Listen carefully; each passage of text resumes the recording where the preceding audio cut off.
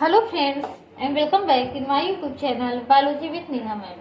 Friend तो cycas हमने अच्छे से कंप्लीट कर लिया है। इस वीडियो में हम क्या देखेंगे, पाइनस को देखेंगे। इसके बाद क्या देखेंगे, इफेड्रा को देखेंगे। तो इस तरीके से हमारा जो पूरी लोअर बॉटनी है वो कंप्लीट हो जाएगी। यदि प्लांट किंगडम में हमें क्या पढ़ना है, लोअर बॉटनी और इसके बाद हायर बॉटनी। तो लोअर बॉटनी में क्या आते हैं, आपके वायरस से लेकर के जिम्नोस्पर्म तक आते हैं। तो इस तरीके से जब हम इफेड्रा पढ़ लेंगे तो हमारा वायरस से लेकर के जिम्नोस्पर्म तक अच्छे से कंप्लीट हो जाएगा। तो अगर आप पीजीटी की तैयारी कर रहे हैं और अभी तक आपने इस चैनल को सब्सक्राइब नहीं किया है तो प्लीज़ इस चैनल को सब्सक्राइब कर लीजिए। अगर आप इस चैनल पर पहली बार आए हैं तो इस चैनल पर क्या है कि इससे पहले pteridophyta, bryophyta, algae, bacteria, virus ये सभी कंप्लीट करा चुके हैं हम। तो इस समय हम क्या देख रहे हैं, साइकस हमने पढ़ चुके हैं और हम पाइनस देख रहे हैं। तो अगर इन सभी की आप अच्छे से तैयारी करना चाहते हैं तो प्लीज़ चैनल को सब्सक्राइब कर लीजिए और एक एक करके पूरा वीडियो देख लीजिए अगर अभी तक आपने नहीं देखा है। तो इस वीडियो में आइए हम क्या देखते हैं, पाइनस के बारे में देखते हैं। तो जैसा कि हम हर एक में देखते थे कि सबसे पहले हम कोई भी अगर स्पीसीज पढ़ते हैं तो सबसे पहले उसकी एक्सटर्नल मॉर्फोलॉजी देखते हैं। तो सबसे पहले हम भी क्या करेंगे, पाइनस में भी एक्सटर्नल मॉर्फोलॉजी उसकी देखेंगे। तो सबसे पहले रूट देखेंगे, फिर लीफ देखेंगे, फिर उसके स्टेम के बारे में जानेंगे। तो रूट क्या होता है, इसका यहाँ पर जैसे कि हमने बताया था सभी जिम्नोस्पर्म में क्या होते हैं, टैप रूट पाए जाते हैं। ठीक, इसके बाद हमने साइकस में क्या देखा था कि वहाँ पर क्या था, एल्गी का एसोसिएशन था। यहाँ पर क्या होगा, फंगस का एसोसिएशन होगा। तब जब रूट से फंगस का एसोसिएशन होता है तो उसको कहा जाता है माइकोरिज्जा, यानी association of fungal hyphae with pinus root. इसको हम क्या कहते हैं, माइकोरिज्जा कहते हैं। ठीक, जैसे साइकस में क्या पाया जाता था, एल्गी पाई जाती थी, वैसे पाइनस में क्या पाया जाता है, पाइनस की रूट में फंजाई पाए जाते हैं। तो पाइनस की रूट का फंजाई के साथ एसोसिएशन, कैसा एसोसिएशन, सिम्बियोटिक एसोसिएशन, जिसमें दोनों पार्टनर क्या हो, बेनिफिटेड हो, ऐसे एसोसिएशन को हम क्या कहते हैं, माइकोरिज्जा कहते हैं। फिर उसके बाद हम क्या देखेंगे, इसका लीफ देखेंगे। तो हमने बताया था कि जो भी जिम्नोस्पर्म हो, चाहे साइकस और पाइनस हो, उसमें दो प्रकार की लीफ पाई जाती हैं, स्केली लीफ और कैसी पाई जाती है, फोलिएज लीफ। ठीक, स्केली लीफ और फोलिएज लीफ।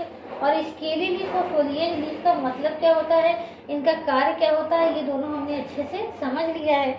यहाँ बस एक चीज आपको याद रखनी है कि स्केली लीफ को एक और नाम से जाना जाता है, कैटाफिलस। स्केली लीफ को एक और नाम से जाना जाता है, कैटाफिलस। और बाकी फोलिएज लीफ को फोलिएज लीफ ही कहते हैं। तो दोनों का कार्य क्या होता है, फंक्शन क्या होता है, शेप साइज क्या होता है, ये हम देख चुके, तो इसको हम दोबारा नहीं देखेंगे। तो अगर आप मेरा वीडियो पहली बार देख रहे हैं तो पहले एक बार आप जिम्नोस्पर्म से शुरुआत कीजिए। पहले जिम्नोस्पर्म में ही हमने क्या कर दिया, जिम्नोस्पर्म का जनरल कैरेक्टर में जिम्नोस्पर्म के सभी कैरेक्टर बता दिए कि उनमें रूट कैसा होता है, लीफ कैसा, स्टेम कैसा होता है। तो जब स्पीसीज पढ़ते हैं तो स्पीसीज पढ़ने में क्या होती है, आसानी होती है। तो आइए अब हम देखते हैं कि पाइनस का स्टेम कैसा होता है। तो साइकस का स्टेम हमने बताया था कैसे होता था कि अनब्रांच्ड होता था, इस तरीके से होता था। स्टेम से कोई ब्रांचिंग नहीं निकल रही होती थी और स्टेम के एपेक्स पर क्या होते थे कि लीफ लगे होते थे। इस तरीके से लीफ लगे होते थे एक रिंग में, एक होल में। लेकिन पाइनस में क्या होगा, पाइनस का जो स्टेम होगा वो ब्रांच में डिवाइड होगा और इसमें क्या होंगे, दो प्रकार की ब्रांचेस होंगी। एक होता है ब्रांच ऑफ लिमिटेड ग्रोथ, एक होता है ब्रांच ऑफ अनलिमिटेड ग्रोथ। जैसा कि हमने कारा में देखा था, कारा में भी हमने देखा था कि दो प्रकार की ब्रांच पाई जाती थी। तो इसका मतलब तो आपको समझ में आ ही गया होगा कि ब्रांच ऑफ जो अनलिमिटेड ग्रोथ होंगे तो उनमें क्या होगी, अनलिमिटेड ग्रोथ होगी इस तरीके से। लेकिन जो ब्रांच ऑफ लिमिटेड ग्रोथ होंगे उनकी ग्रोथ क्या होगी, कुछ कम ही होगी, फिर उसके बाद रुक जाएगी। तो ये अंतर हो गया ब्रांच ऑफ लिमिटेड ग्रोथ में और ब्रांच ऑफ अनलिमिटेड ग्रोथ में। फिर उसके बाद हम देखें कि जो ब्रांच ऑफ अनलिमिटेड ग्रोथ होते हैं उस पे क्या होती है, बस छोटी छोटी स्केली लीफ पाई जाती है। ब्रांच ऑफ अनलिमिटेड ग्रोथ पे क्या होती है, केवल छोटी छोटी स्केली लीफ पाई जाती हैं।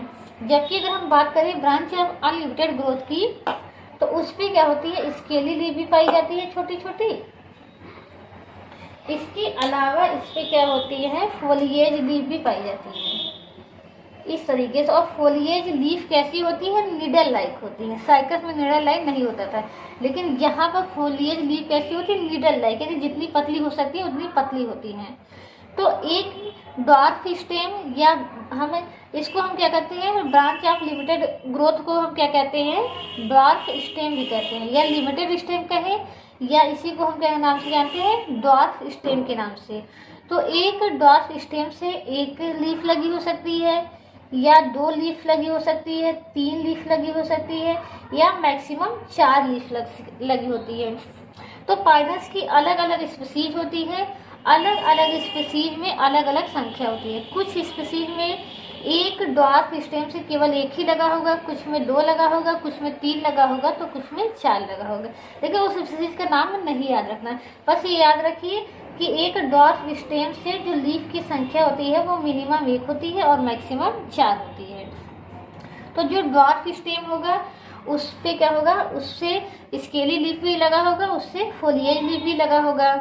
इसके अलावा जो लॉन्ग स्टेम है, या जिसको हम कहते हैं ब्रांच ऑफ अनलिमिटेड ग्रोथ, उससे क्या होगा, केवल स्केली लीफ लगा होगा।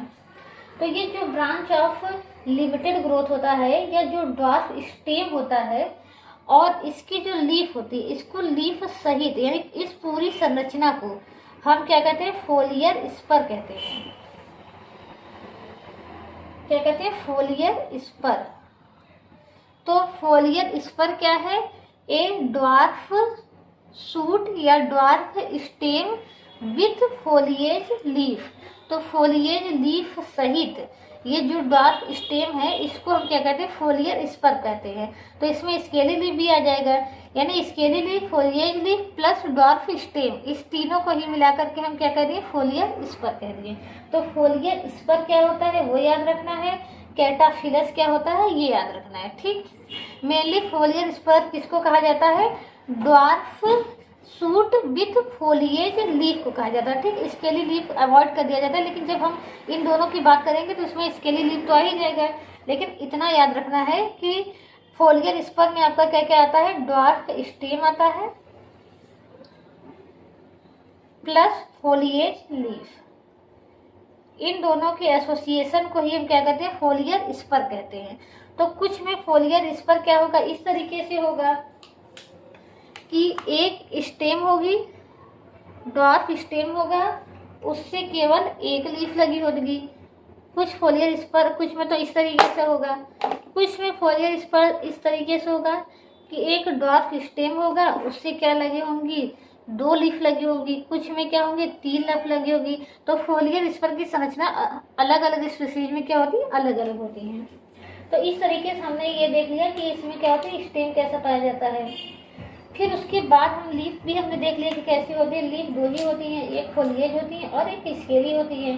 जो स्केली होती है वो छोटी होती है, जो फोलिएज होती है वो निडल लाइक होती है। और ये याद रखना है कि जो स्केली लीफ होती है वो लॉन्ग शूट और डॉर्फ शूट दोनों में पाई जाएंगी, लेकिन जो फोलिएज लीफ है वो किस पे पाई जाएंगी, केवल डॉर्फ शूट पे पाई जाएंगी। तो ये पॉइंट भी आप नोट कर लीजिए। तो इस तरीके से हमने क्या देख लिया, इसका इंटरनल स्ट्रक्चर देख लिया, किसका, रूट का, स्टेम का और लीफ का। अब इसके बाद आइए हम देखते हैं कि रूट का इंटरनल स्ट्रक्चर, स्टेम का इंटरनल स्ट्रक्चर, फिर उसके बाद हम क्या करेंगे, लीफ का इंटरनल स्ट्रक्चर देखेंगे। किसका, रूट का। तो हमने साइकस का रूट पढ़ा है, तो जैसे साइकस का रूट होता है ठीक उसी तरीके से पाइनस का भी रूट होता है। तो इस साइकस के रूट को हमें यहाँ पर हमें पाइनस के रूट को नहीं पढ़ना है।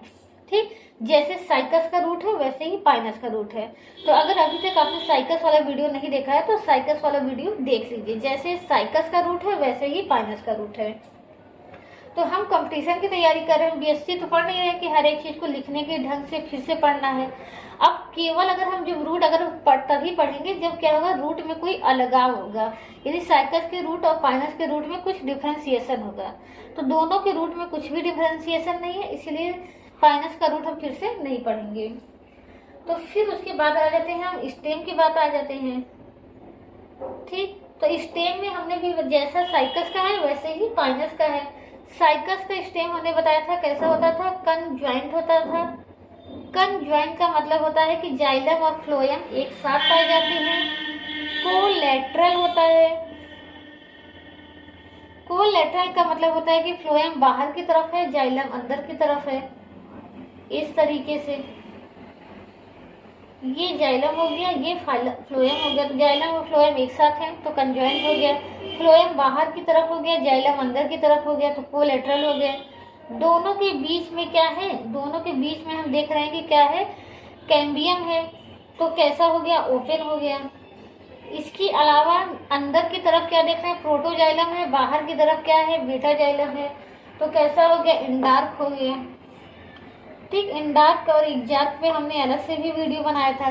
ठीक, जब प्रोटोजाइलम अंदर की तरफ होंगे तो इंडार्क, प्रोटोजाइलम बाहर की तरफ होंगे तो एग्जार्क हो जाएगा। अगर वो वीडियो नहीं देखा तो वो वीडियो भी अच्छे से देख लीजिए, बहुत ही जरूरी वीडियो है कि इंडार्क कंडीशन क्या होता है, एग्जार्क कंडीशन क्या होता है, प्रोटोजाइलम क्या होता है, मेटाजाइलम क्या होता है, सेंट्रीपिटल क्या होता है, सेंट्रीफ्यूगल क्या होता है।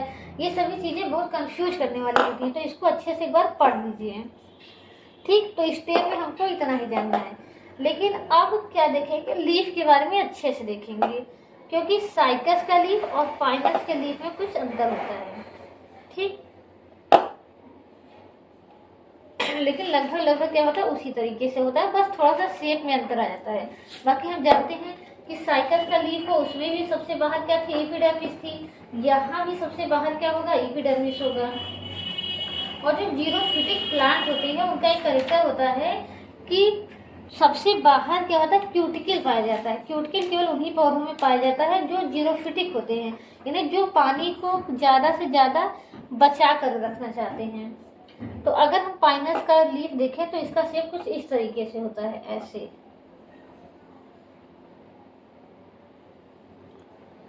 इस तरीके से। ठीक, जब इस लीफ का ट्रांसफर सेक्शन काटते हैं तो हमें लीफ क्या होती है, इस तरीके से दिखाई देती है। ठीक, अब इसमें क्या होगा कि सबसे बाहर की तरफ क्या होगा, एपिडर्मिस होगा। सबसे बाहर जो कोशिकाओं की एक लेयर होगी उसको हम क्या कहेंगे, एपिडर्मिस कहेंगे।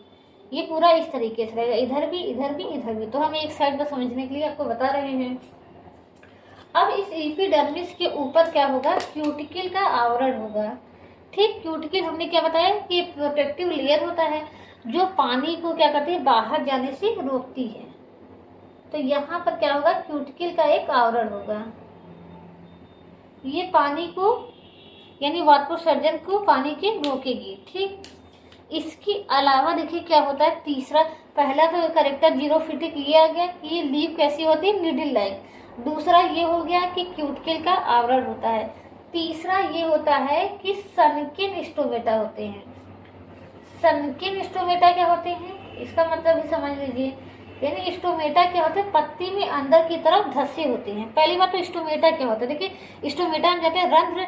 रंध्र तो कोई बहुत बड़ी चीज नहीं है। अगर दो कोशिकाएं हैं और दो कोशिकाओं के बीच में ये जो छिद्र होता है, इसी छिद्र को ही हम क्या कहते हैं, स्टोमेटा कहते हैं। और स्टोमेटा के आसपास की जो दो सेल्स होती हैं इनको हम क्या कहते हैं, गार्ड सेल कहते हैं।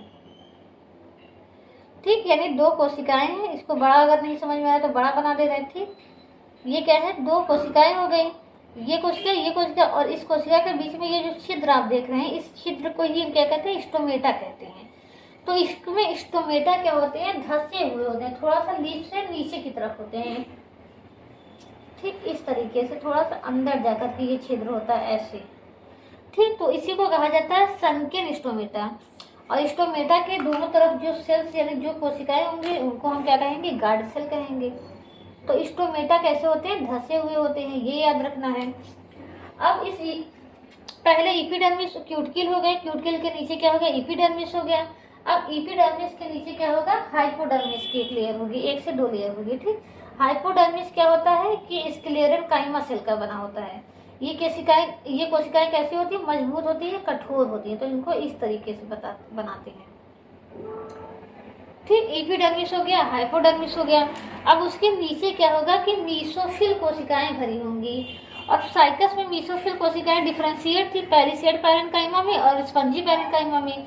लेकिन यहाँ पर क्या होगा, डिफरेंशिएशन नहीं होगा। यहाँ पर क्या होगा, मीसोफिल कोशिकाएं इस तरीके से भरी होंगी। और जो पत्तियों में हमने बताया कि क्लोरोफिल पाया जाता है, पत्तियां प्रकाश संश्लेषी होती हैं, तो जो क्लोरोफिल पाया जाता है वो केवल मीसोफिल कोशिका में ही पाया जाता है, बाकी किसी कोशिका में नहीं पाया जाता है, न तो एपिडर्मिस में न तो हाइपोडर्मिस में। ठीक, तो क्लोरोफिल जो हम याद करते हैं पत्तियों में क्लोरोफिल पाया जाता है। तो जो हम याद करते हैं कि क्लोरोफिल कहाँ पाया जाता है, पत्तियों में पाया जाता है। तो अगर पूछा जाए पत्तियों के किस सेल में पाया जाता है, क्योंकि पत्तियों में देखिए बहुत सेल होंगी, वहां पर पैरेंकाइमा भी होगा, स्क्लेरेंकाइमा भी सेल होगा। यानी स्क्लेरेंकाइमा ही क्या बनाती है, हाइपोडर्मिस बनाती है, और पैरेंकाइमा क्या बनाती है, एपिडर्मिस बनाती है। इसके अलावा जाइलम की कोशिकाएं होंगी, फ्लोएम की कोशिकाएं होंगी, पित्त की कोशिकाएं होंगी।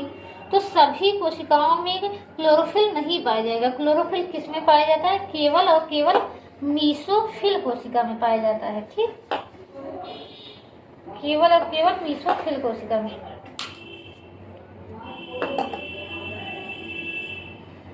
केवल और केवल मीसोफिल कोशिका में पाया जाता है। तो ये आप याद रखिएगा। ठीक, मीसोफिल कोशिका में पाया जाता है। अब इसके बाद हम देखें इसके नीचे क्या होगा।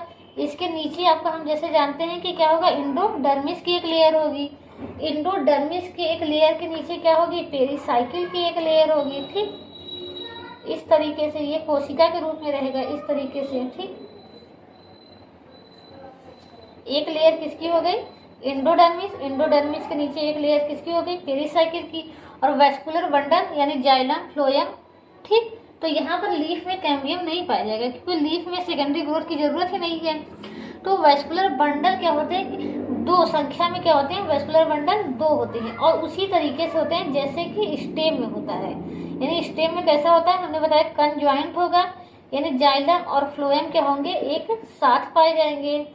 कोलेटरल होगा, फ्लोएम बाहर की तरफ पाया जाएगा। लेकिन यहाँ पर क्या होता है, कैम्बियम नहीं होता। ठीक, तो यहाँ पर हम कैम्बियम नहीं दिखाएंगे। तो यहाँ पर क्या होता है, कैम्बियम नहीं होता।